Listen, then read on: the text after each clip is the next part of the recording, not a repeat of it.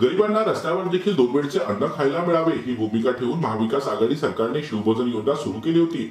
मात्र गरिबांच्या पोटात 2 वेळचे अन्न जाऊ नये याची काळजी आता हे महायुतीचे सरकार करत आहे।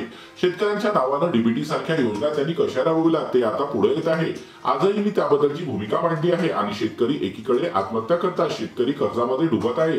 मात्र शेतकऱ्यांच्या योजना कशा गायब करता येईल आणि त्यांच्या बगलबच्च्यांना कसं वाटतंय त्याच्यावर हे सरकार काम करतंय आणि गरीब आणि शेतकरी त्याच्या विरोधातले राज्यातले हे महायुतीचे सरकार आहे, म्हणून त्याचे परिणाम आपण बघत आहोत। लाडक्या बहिणींच्या योजनेमध्ये आपण पाहतो की लाडकी बहीण योजनेमध्ये चौकशी सुरू केली आहे, त्यांच्यावर दंडात्मक कारवाई केली जाणार आहे अशा पद्धतीचं भीतीचं वातावरण निर्माण केलं जात आहे। आणि ज्या पद्धतीने गरिबांचा आणि शेतकऱ्यांचा लाडक्या बहिणींचा अपमान हे सरकार करतंय याचं उत्तर सरकारला द्यावं लागेल असा आरोप नाना पटोले यांनी केला आहे। गरिबांना सस्त्यामध्ये 2 टाईमचं खायला मिळावं ही भूमिका ठेवून महाविकास आघाडीने ही योजना सुरू केलेली होती, पण गरिबाच्या पोटात 2 टाईमचं खात जाऊ नये याची काळजी आता हे महायुतीचं सरकार करते आहे।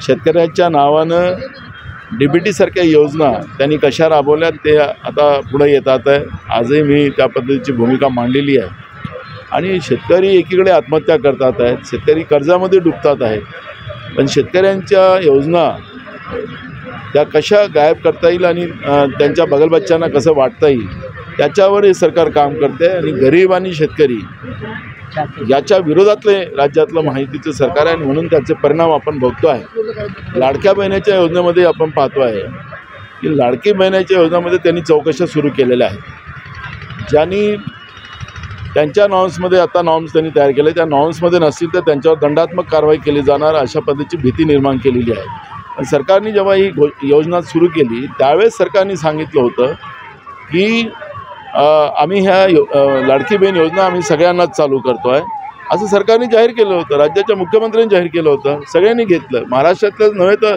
बांगलादेशच्या महिलांनी या योजनेचा फायदा घेतला। सरकारला त्यावेळेस याच्यातले धोके आणि त्रुट्या का माहिती नव्हत्यात। राज्याची तिजोरी हे यांच्या घरातल्या पैशाची नाही, राज्याच्या जनतेच्या पैशाची होती।